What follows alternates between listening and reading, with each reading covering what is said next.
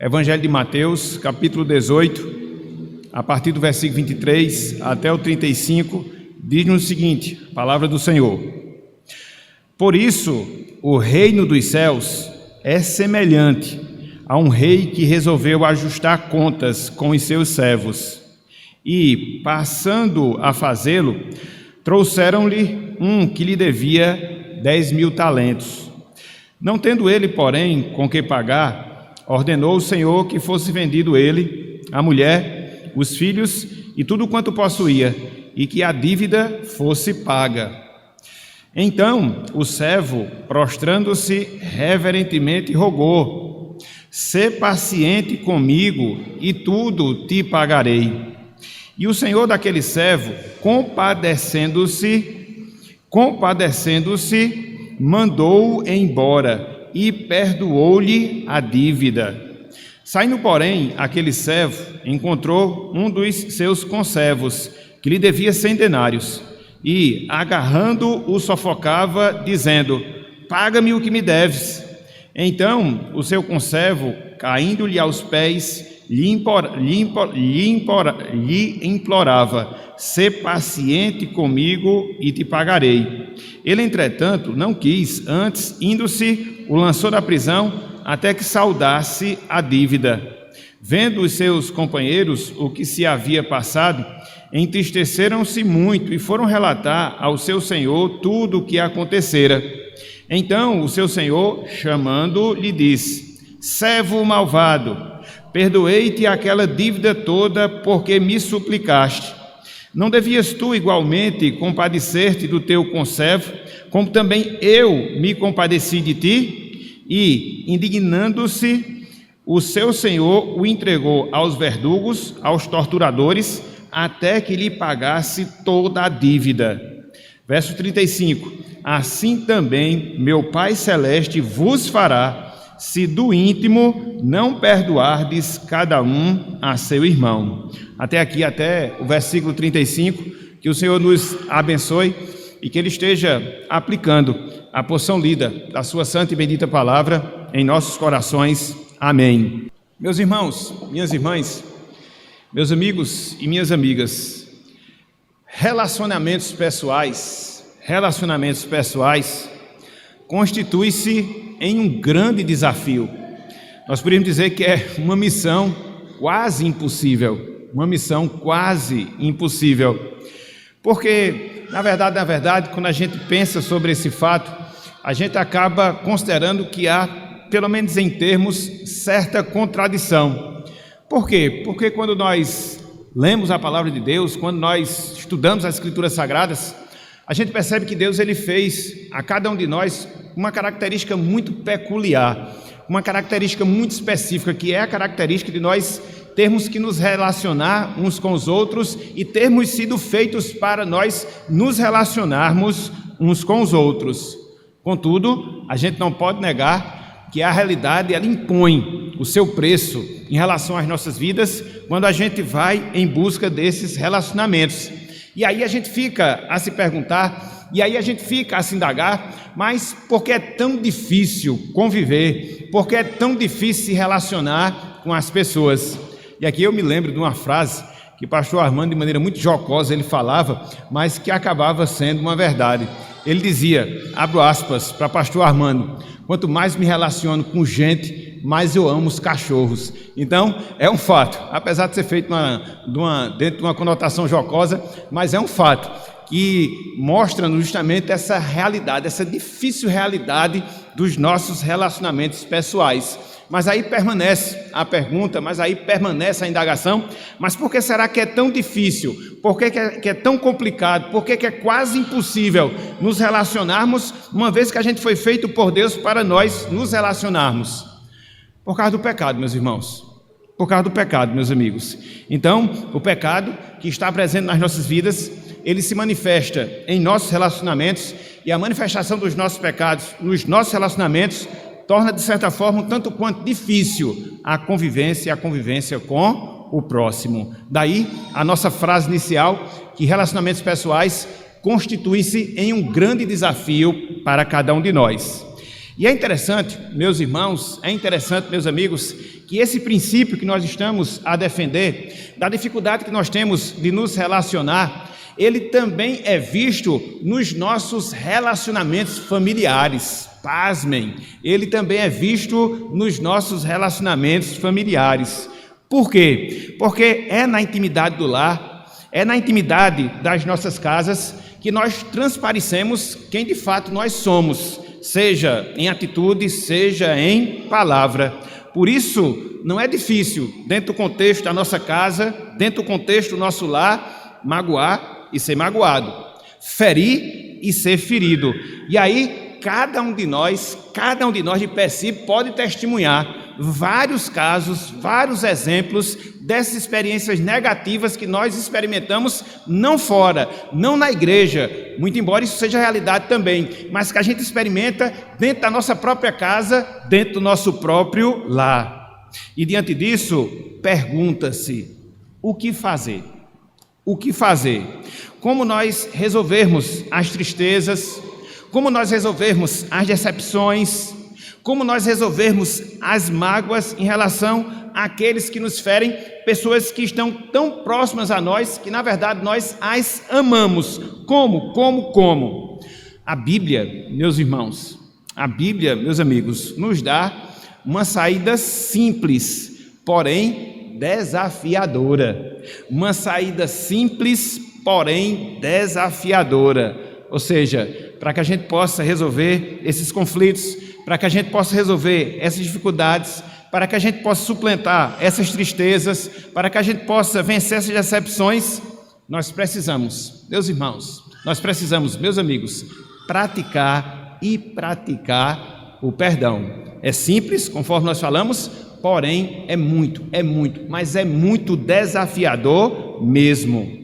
Esse texto que nós acabamos de ler, Mateus capítulo 18, versículos 23 até o versículo de número 25, nos dá uma indicação disto que nós estamos a falar, disso que nós estamos a dizer. Por quê? Porque aqui, dentro desse contexto, Cristo ele está ensinando aos seus discípulos, consequentemente, Cristo ele está ensinando a cada um de nós como nós devemos tratar dentro do contexto da igreja a irmãos que nos ferem, a irmãos que nos magoam, a irmãos que pecam contra nós. Se você voltar um pouco a sua atenção para os versículos de 15 a 17, você vai perceber isso. Essa passagem que a gente leu está dentro desse contexto e jamais nós devemos separá-la desse contexto. Então, que contexto? Instruções que Cristo está a dar aos seus discípulos acerca da forma, acerca da maneira como nós devemos tratar dentro do contexto da igreja os irmãos que pecam contra nós. Olha só o que ele nos diz aqui, versículos 15, 16 e também o versículo 17.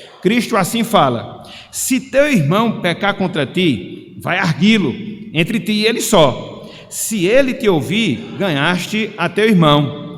Se porém não te ouvir, toma ainda contigo uma ou duas pessoas, para que pelo depoimento de 2 ou 3 testemunhas toda a palavra se estabeleça.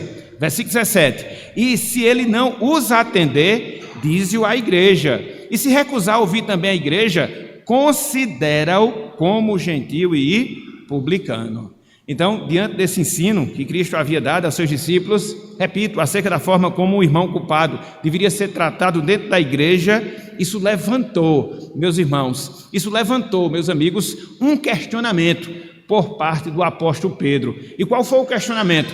Olha só o que ele nos ensina, ou olha só o que ele pergunta no versículo 21, do mesmo capítulo 18 de Mateus. Ele diz, então Pedro, diante de tudo isso que Cristo estava falando, ou que Cristo havia falado, aproximando-se, lhe perguntou, no caso perguntou a Jesus: Senhor, até quantas vezes meu irmão pecará contra mim que eu lhe perdoe?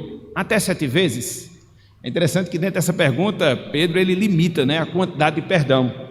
E é interessante porque ele faz uma limitação, meio que uma limitação muito grande, porque dentro do contexto, um judeu, praticante da religião judaica, ele dava pelo menos 3 opções para que um irmão pecasse contra outro. Somente isso. O irmão só podia pecar contra outro 3 vezes. Então Pedro, ele dobra o pensamento que estava em voga dentro do judaísmo, aumenta mais um pecado, e aí pergunta a Cristo, então são 7 vezes que nós devemos perdoar o nosso irmão, e diante disso, dessa limitação do perdão, Cristo, ele vai e corrige o posicionamento e o pensamento de Pedro. E como é que Cristo faz essa correção?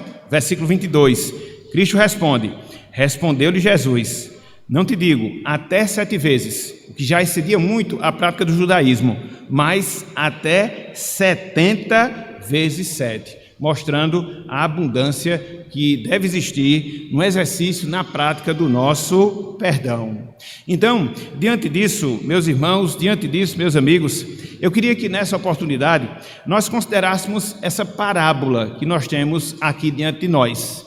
E o que é uma parábola? É uma história que Cristo conta, que serve de ilustração para que a partir dessa história ele possa ensinar alguns princípios, aqui de maneira específica, princípios relacionados ao perdão. E eu queria, com a graça de Deus, trabalhar, mesmo que rapidamente, esses aspectos que a gente observa aqui nessa parábola, que nos ensina, repito, acerca da necessidade do perdão. Então, o tema da nossa mensagem na noite de hoje é o seguinte: reconstruindo relacionamentos destruídos. Reconstruindo relacionamentos destruídos. E aí, como é que a gente reconstrói? A partir do perdão. E o que é que Cristo ensina acerca do perdão? É o que a gente vai ver, pelo menos, em 1, 2, 3, 4 pontos que nós encontramos aqui nessa parábola. Então, vamos lá, vamos começar a discorrer pelo texto. Vamos lá, vamos considerar o que nos ensina aqui essa passagem. Em primeiro lugar, meus irmãos, meus amigos, eu queria que nós considerássemos o preço do perdão. Em primeiro lugar, eu queria que nós considerássemos o preço do perdão. Acompanhem comigo, por favor, a leitura do verso 23 até o versículo de número 26. Mateus capítulo 18, verso 23 até o versículo de número 26. Olhem só o que nos diz aqui a palavra do Senhor. Por isso, o reino dos céus é semelhante a um rei que resolveu ajustar contas com os seus servos. E, passando a fazê-lo, trouxeram-lhe um que lhe devia 10 mil talentos. Grave esse número. Não tendo ele, porém, com que pagar, ordenou o Senhor que fosse vendido ele, a mulher, os filhos e tudo quanto possuía, e que a dívida fosse paga. Versículo 26. Então o servo, prostrando-se reverentemente, rogou: sê paciente comigo e tudo te pagarei. Aqui, meus irmãos, meus amigos, Cristo ele narra, ele conta a história de um rei que convocou os seus servos para uma prestação de contas. Nessa convocação, conforme nós acabamos de reler, constata-se que um dos servos devia um valor, humanamente falando, impagável. Um dos servos daquele rei devia um valor, humanamente falando, impagável. Nessa história, nessa parábola, o rei representa a pessoa do nosso Deus. O servo representa cada um de nós, que somos pessoas, homens e mulheres. E a dívida que nós vemos esse servo aqui devendo ao rei, os nossos pecados, as nossas transgressões. Lembremos-nos que aqui nós estamos diante de uma parábola, de uma figura representativa. Então, repito, o rei, ele representa Deus, o servo representa cada um de nós e sua dívida representa cada um dos nossos pecados. E conforme nós observamos aqui nesse relato, conforme nós temos aqui nessa passagem, essa quantia devida pelo servo, ela era impossível de ser paga. Por quê? Cristo disse que ele devia 10 mil talentos. Meus irmãos, meus amigos, para termos a noção, pelo menos uma ligeira noção, do valor do perdão que Deus ele nos deu em Cristo Jesus, nós precisamos, antes de mais nada, entender o que era um talento, que Cristo ele usa aqui nesse trecho, que Cristo usa aqui nessa parábola. O talento, ele era tanto uma unidade de valor, uma unidade monetária, como também uma unidade de peso. Como uma unidade de peso, um talento correspondia entre 26 e 36 quilos. Como unidade de valor, variava. Quando o talento era um talento de prata, do metal prata, ou o talento de ouro, do metal ouro. Vamos pegar a cotação mais baixa, ou seja, a cotação do talento de prata, para que a gente possa entender o que Cristo está aqui a nos ensinar. Nos tempos de Jesus, meus irmãos, meus amigos, um talento, eu não estou falando de talento em relação a um talento de ouro, um talento de prata, ele correspondia, presta atenção nesse valor, a 6.000 diárias, 6.000 dias trabalhados. O talento de prata, que era o talento mais barato, vamos assim dizer. E conforme nós temos aqui nesse trecho, Dona Inácio sabe mais do que eu, porque é craque em fazer conta, aquele homem ele devia 10.000 talentos. Então, se você multiplica uma conta básica de matemática, 10.000 vezes 6.000, você vai encontrar um montante de 60 milhões de dias de trabalho. Essa era a dívida, esse era o débito daquele servo, 60 milhões de dias e dias de trabalho. Se você fosse pegar o ouro, você tinha que multiplicar por 30 vezes, então isso dava agora 1 bilhão e 800 milhões de dias de trabalho. Então você vê, conforme nós falamos, que essa dívida ela era uma dívida impagável. Ninguém consegue viver, ninguém consegue existir, mesmo que você seja um evolucionista, 60 milhões de dias. Isso não dá. Então, nesse primeiro ponto, a gente encontra aqui uma das verdades da parábola. Que verdade é? A grande dívida, meus irmãos, a grande dívida, minhas irmãs, que os nossos pecados eles geraram perante o grande Rei, perante o nosso Deus, perante o nosso Senhor. A gente não pode esquecer, meus irmãos, a gente não pode esquecer também, meus amigos, que desde a nossa concepção, nós estamos contando na nossa existência uma presença e a presença do pecado.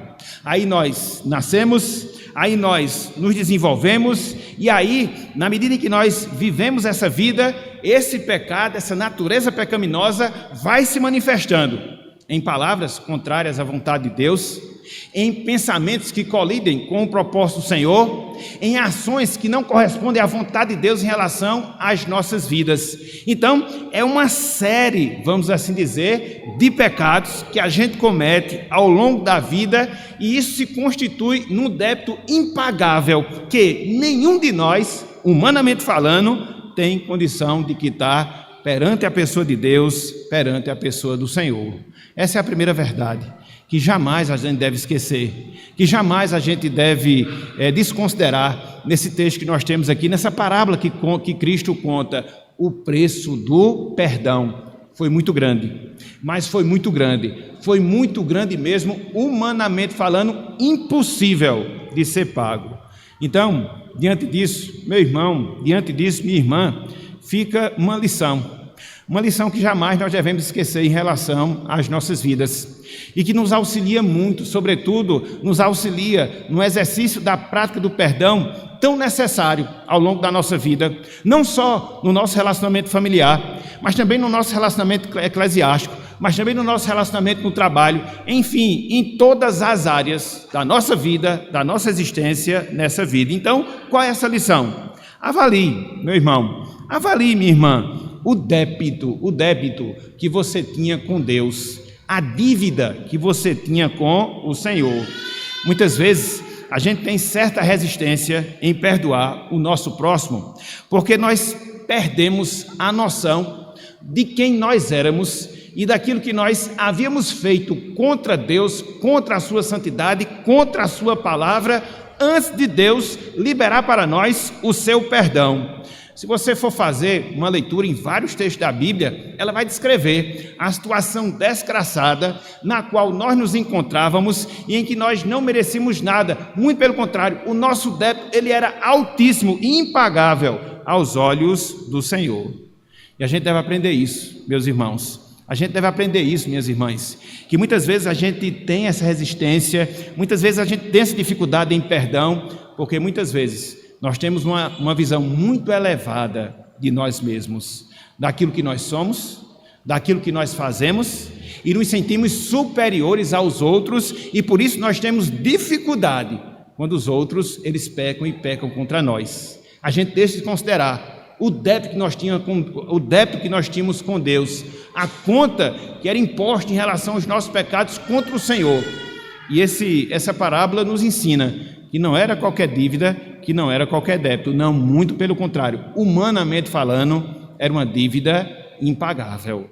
Então, em primeiro lugar, você observa o preço do perdão.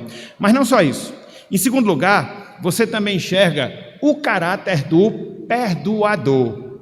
O caráter do perdoador. Vejam aí, o versículo 27. Mateus capítulo 18, versículo de número 27, somente o versículo 27, agora.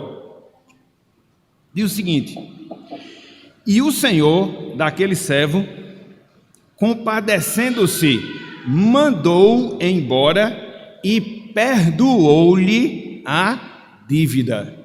Aqui nós vemos, nessa parábola que Cristo conta, a descrição, não só da graciosidade, mas a descrição da compaixão desse rei que nós temos aqui sendo descrito pela pessoa de Jesus Cristo. Sabedor, meus irmãos, meus amigos, que aquela dívida era impagável, apesar do seu servo ter pedido ao rei um pouco mais de paciência para que ele pudesse saldar a sua dívida, e a gente viu que pelos cálculos isso era impossível, porque humanamente falando aquela dívida ela era impagável. Então o que é que acontece? O rei ele perdoa completamente, o rei ele perdoa inteiramente aquela dívida. Essa expressão, perdoou-lhe a dívida, no original, ela significa literalmente, ele cancelou completamente a dívida, ele cancelou completamente o empréstimo. Era uma expressão bancária que Cristo utiliza, mostrando justamente isso que o rei aqui faz. Ele cancela a dívida, ele cancela o empréstimo, e o faz não em parcelas, e o faz não parcialmente, mas o faz completamente. O rei, meus irmãos, meus amigos, ele vai muito além, mas muito além mesmo da solicitação que havia recebido daquele servo, e o rei decide sofrer o dano do prejuízo e perdoa aquele servo. E aqui, meus irmãos, aqui, meus amigos, a gente aprende uma outra verdade extremamente importante dentro desse processo de perdão que a gente deve considerar ao longo da nossa vida. E que verdade é essa? O perdão é um ato único, o perdão é um ato completo. Quando a gente pensa no perdão que a gente recebeu de Deus, a gente chega à conclusão que Deus ele cancelou definitivamente toda a culpa causada pelos nossos pecados, toda a culpa causada pelas nossas transgressões. Aquilo que na nossa vida atraía o juízo de Deus sobre nós foi perdoado, foi cancelado e foi feito de uma maneira única, de uma maneira completa. Agora, meus irmãos, agora, minhas irmãs, eu, você, todos nós não temos mais pendências diante de Deus. Dentro do SPC espiritual, nós já fomos perdoados. Não há mais dívida. Deus cancelou completamente a nossa dívida perante Ele. E Ele o fez como? Sofrendo dano, sofrendo prejuízo. Porque conforme nós observamos lá em Efésios capítulo 4, versículo 32, Ele teve que enviar o seu próprio Filho para que o seu Filho pagasse o preço pelos nossos pecados e, consequentemente, por causa disso, eu, você, todos nós fomos salvos.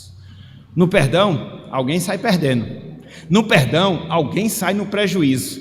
Então, quando a gente considera dentro da esfera espiritual, Deus ele saiu no prejuízo, porque Ele teve que enviar o seu filho teve que vir até aqui, ele teve que viver, ele teve que conviver conosco, e não obstante a sua justiça, não obstante a sua piedade, não obstante a sua obediência, ele morreu na cruz como um pecador, e Deus despejou sobre ele toda a sua ira.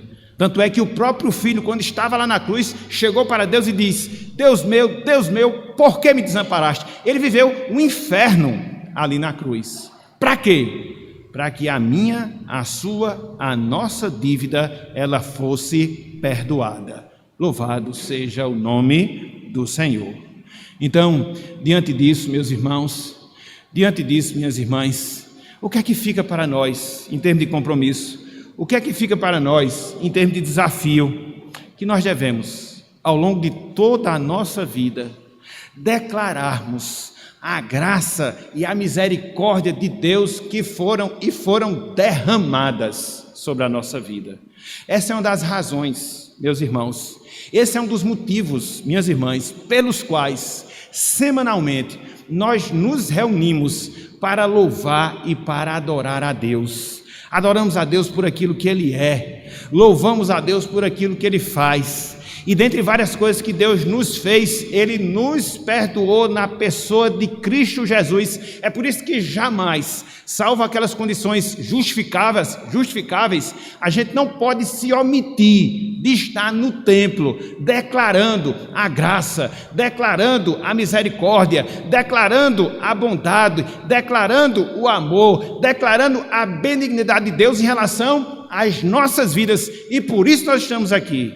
O nosso Deus se compadeceu de nós e nos perdoou na pessoa de Cristo Jesus.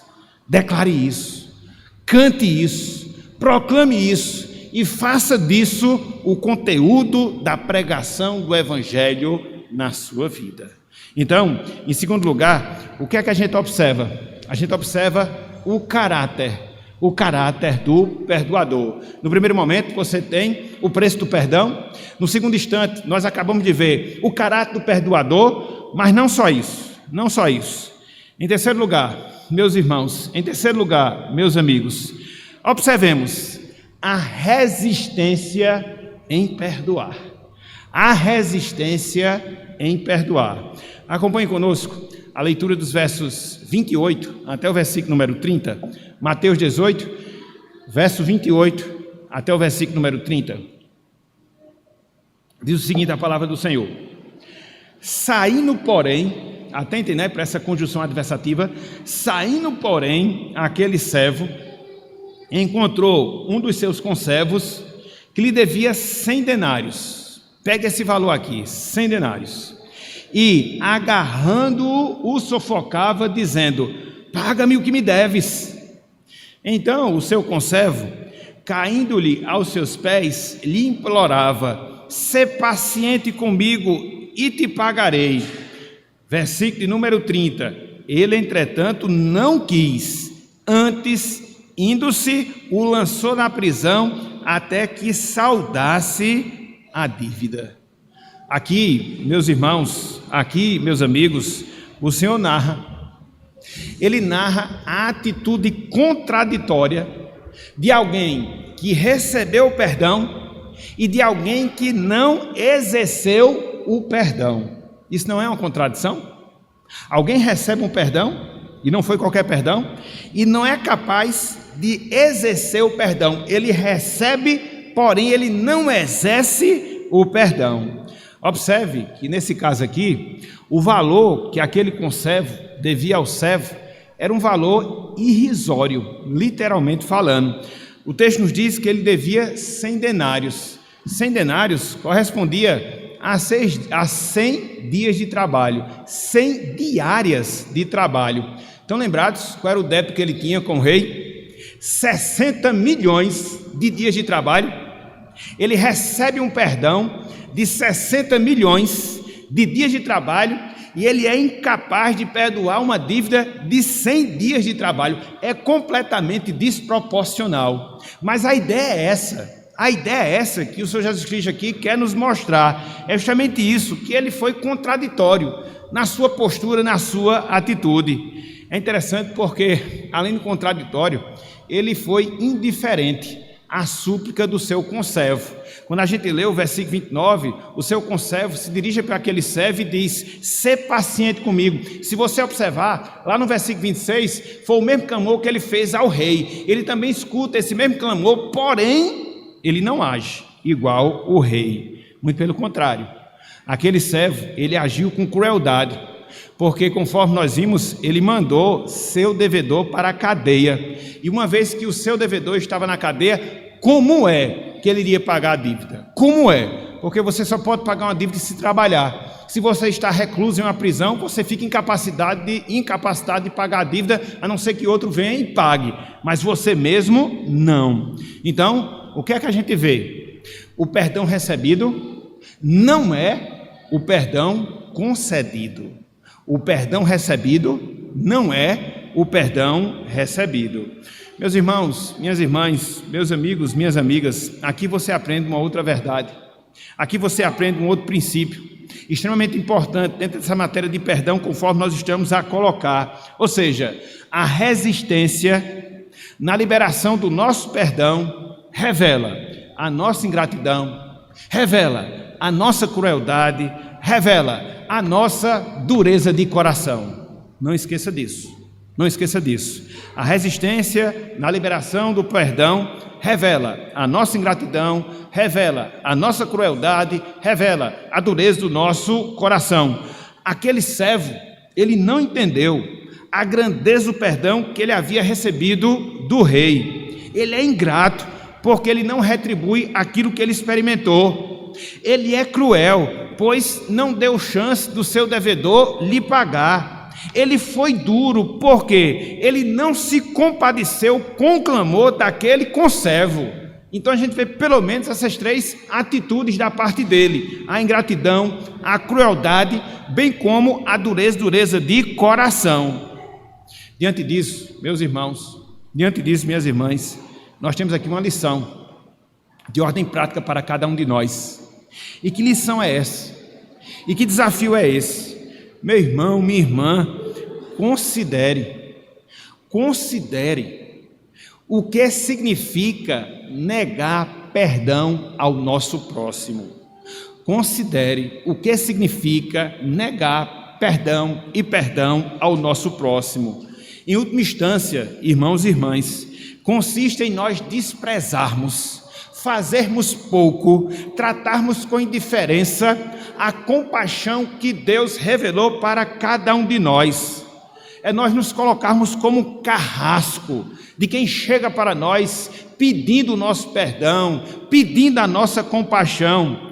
Alguém já disse, e foi muito feliz nessa frase, atentem bem para o que ele disse, abro aspas: quando nós não perdoamos, é porque de fato nós não experimentamos o perdão de Deus.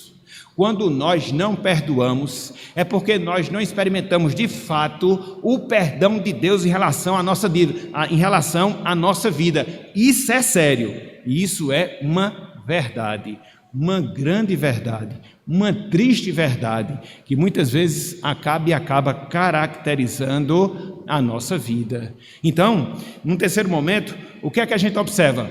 A resistência. O que é que a gente observa? A dificuldade para praticar o perdão, a dificuldade para exercer o perdão, conforme nós temos aqui nesse texto que nós temos diante de nós. Então nós já vimos o preço do perdão, nós já vimos o caráter do perdoador, nós já vimos a resistência em perdoar. Fechando aqui esse trecho, fechando aqui essa parábola, a consequência da falta de perdão. A consequência da falta de perdão. Acompanhe conosco, por favor, a leitura dos versículos 32 até o versículo número 35, fechando aqui a parábola. Diz o seguinte a palavra do Senhor, a partir do versículo 32. Então, o seu senhor, chamando-o, lhe disse, aquele servo: servo malvado, perdoei-te aquela dívida toda, porque me suplicaste. Não devias tu, igualmente, compadecesse do teu conservo, como também eu me compadeci de ti. Versículo 34. E, indignando-se, o seu senhor o entregou aos verdugos, aos torturadores, até que lhe pagasse toda a dívida. Versículo 35. Assim também meu Pai Celeste vos fará, veja, se do íntimo não perdoardes cada um a seu irmão. Meus irmãos, meus amigos, a falta de perdão gerou falta de perdão. É um jogo de palavras, mas acaba ensinando uma verdade. A falta de perdão gerou falta de perdão. Uma vez que o servo se indispôs a perdoar o seu conservo, ele perdeu o perdão do rei. Pelo menos é isso que a gente observa aqui nessa passagem. Tanto é que ele chega a ser chamado de servo malvado. Servo malvado. Aqui literalmente, desculpa a expressão, significa servo salafrário. Se a gente pudesse pegar uma tradução aqui ao pé da letra, é assim que o rei denomina aquele servo, por causa da sua atitude. A compaixão recebida não foi a compaixão recebida, conforme nós vemos no versículo 33. O rei chega para aquele servo e diz: eu não te perdoei a dívida, devias tu também fazer o mesmo com o teu conservo. Então, como consequência, ele acabou, no caso aquele servo, sendo vítima da sua própria postura, ou seja, ele acabou sendo preso. Além de preso, ele foi torturado. Aqui, a questão da palavra verdugo que a gente falou agora há pouco na leitura. E uma vez preso, jamais ele poderia pagar aquela dívida e teria que permanecer naquela condição, pelo menos por um tempo, em um tempo indeterminado. O seu destino, a sua consequência foi permanecer naquela situação triste, naquela situação deplorável. Aqui, meus irmãos, aqui, meus amigos, nós temos uma outra verdade extremamente importante para cada um de nós. Que verdade é? É que o coração de quem não perdoa revela de fato que ele não foi perdoado por Deus e ainda se encontra preso ao seu pecado. O coração de alguém que não perdoa revela que ele não foi perdoado por Deus e aí ele se encontra ainda preso, recluso ao seu pecado. A falta de sensibilidade para perdoar revela um coração que não tem experiência do perdão. Grave essa frase. A falta de sensibilidade para perdoar revela um coração que não tem experiência de perdão. Foi isso que Cristo quis ensinar quando ele falou sobre oração, sobre perdão, lá na oração dominical. Eu vou pedir a licença de vocês para que vocês possam deixar esse texto aqui marcado e voltar um pouco às suas Bíblias no Evangelho de Mateus, lá no capítulo 6, versículos 14 e também o versículo número 15.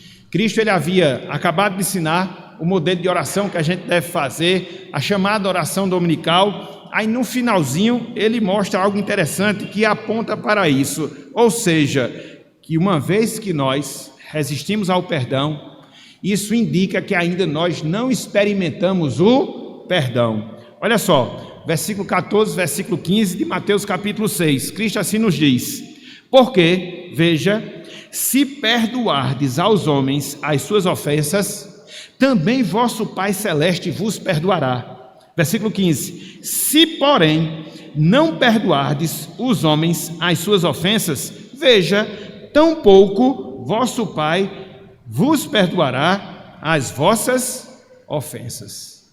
Só perdoa quem experimenta perdão. Quem não perdoa foi porque não experimentou ainda o perdão divino. Sobre alguém que tem resistência em perdoar e se prejudica por causa disso, um certo autor ele falou o seguinte: quando você não perdoa, quando você retém o perdão, certo autor ele falou o seguinte: é como tomar veneno esperando que o nosso inimigo morra. Tomar veneno esperando que o nosso inimigo morra é a mesma coisa. Quando você não perdoa, quem morre não é o outro, quem morre é você mesmo. Você fica preso, você fica recluso. A sua mágoa, a sua tristeza, a sua decepção, enfim, você continua nessa situação desfavorável. E isso, meus irmãos, isso, minhas irmãs, nos leva a uma outra lição que a gente precisa aprender dentro desse assunto do perdão. E que lição é essa? Meu irmão, minha irmã, avalie você mesmo, Se sua resistência em perdoar não é resultado da falta de perdão na tua vida, avalie se a sua resistência em perdoar não é resultado da falta de perdão na tua vida. Irmãos, irmãs, há uma coisa interessante. Quando você se indispõe a perdoar alguém, na verdade, essa postura de você se indispor não é um pecado isolado, não, é um pecado que acontece associado a outros pecados. O quê? Sim. Quando você se indispõe a perdoar, e isso é pecado, esse pecado, ele está associado a outros pecados na sua vida. O primeiro pecado, o pecado da ingratidão, conforme a gente está vendo aqui nessa passagem. Quando você resiste ao perdão, é porque você não tem um senso de gratidão, que você foi perdoado por Deus, e por isso você tem dificuldade em perdoar. Ingratidão é um pecado, a gente não pode esquecer desse fato, a gente não pode esquecer dessa realidade. Mas não só ingratidão, quando você se indispõe a perdoar, você também está cometendo aquilo que nós podemos chamar de pecado da autojustiça. E o que é esse pecado da autojustiça? É você ter uma visão muito alta de si mesmo, onde ninguém pode lhe ferir, onde ninguém pode lhe magoar, porque dentro da sua mente, dentro do seu coração, você não faz isso com ninguém. Você é o perfeito aqui na terra, você é a perfeita aqui na terra, e não admite que ninguém magoe. O que é isso? Autojustiça, soberba. Então, é um outro pecado. E por fim, pelo menos, a indisposição em perdoar, ela revela também o sentimento de autocomiseração que muitas vezes nós temos e temos nas nossas vidas. E o que é isso, meus irmãos? O que é isso, minhas irmãs? É desejarmos sermos o centro das atenções, nos fazendo de vítima por aquilo que as pessoas fazem de mal contra nós. Ou como tem gente com esse sentimento de autocomiseração. E ele não perdoa, para quê? Para que se possa vitimar-se, para que possa se colocar como vítima, e as pessoas possam ter pena, as pessoas possam ter dó. Isso é pecado também. Então veja que a indisposição de perdoar, ela está associada à ingratidão, ela está associada à autojustiça, ela está associada à autocomiseração. Então é por isso que quando você não perdoa, você fica preso em todo esse mundo de pecado, em todo esse mundo de transgressão. Você está ali sendo penalizada pelos verdugos. Então a gente precisa avaliar a minha dificuldade em exercer perdão, a minha dificuldade em praticar o perdão. Será que não está revelando outros pecados onde eu estou mergulhado? Então a gente precisa fazer seriamente essa autoavaliação em nossas vidas. Meus irmãos, meus amigos, fechando a nossa palavra na noite de hoje, o perdão, ele é o remédio para relacionamentos destruídos e relacionamentos afetados. Eu queria que você saísse com esse princípio, eu queria que você saísse com essa verdade, não só na sua mente, mas sobretudo dentro do seu coração. O perdão é o remédio para relacionamentos destruídos e afetados. Ele é necessário para todos os tipos de relacionamentos, a começar pelo nosso lar, a começar pela nossa casa, seja em relação aos nossos filhos, seja em relação aos nossos cônjuges, seja em relação aos nossos pais, sobretudo se o nosso lar é um lar cristão, é um lar da aliança. O perdão é o remédio que deve ser visto dentro do contexto do nosso lar. Por quê, meus irmãos? Por quê, minhas irmãs? Porque Deus perdoou completamente todos os nossos pecados. Os pecados passados, os pecados presentes, os pecados futuros, Deus também já nos perdoou em Cristo Jesus. E por causa disso, como consequência, você, todos nós, somos chamados para quê? Para exercer o mesmo perdão que Deus exerceu em relação a cada um de nós. Quando isso não acontece, meus irmãos, Quando isso não ocorre, minhas irmãs, nós estamos ainda em débito. Nós estamos ainda em débito com Deus, em dívida com o Senhor. E nós precisamos seriamente pensar nessas coisas, até porque daqui a alguns momentos nós iremos participar da Santa Ceia do Senhor, que é o momento propício, é o momento adequado para a gente poder fazer essa autoavaliação que, de certa forma, atinge os nossos relacionamentos, a começar pelo nosso relacionamento familiar. De palavras que muitas vezes nós escutamos dos nossos familiares, de gestos que muitas vezes familiares nossos fizeram contra nós. E não só familiares, irmãos em Cristo, pessoas com as quais nós convivemos, porque viver nesse mundo, como outro autor falou, é como viver dentro de um ninho de porco-espinho, porque você se fura e é furado. Alguém fez essa ilustração e é uma verdade. Viver nesse mundo é como você viver dentro de uma toca de porco-espinho, melhor dizendo. Por quê? Você fura e é furado. Você magoa e é magoado. Então isso acontece em qualquer nível de relacionamento, inclusive dentro do nosso relacionamento familiar.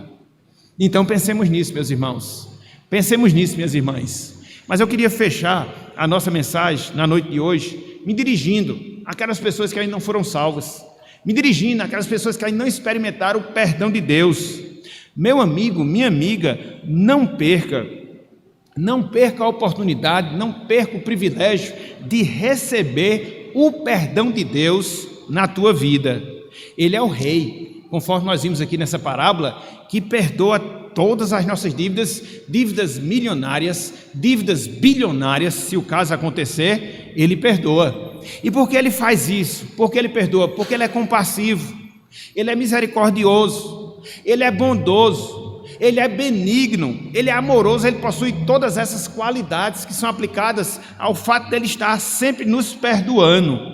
Agora, para que a gente possa experimentar do seu perdão, a gente precisa fazer como o servo fez, a gente precisa fazer como o conservo fez, suplicar a Ele, suplicar ao grande Rei o seu perdão para conosco.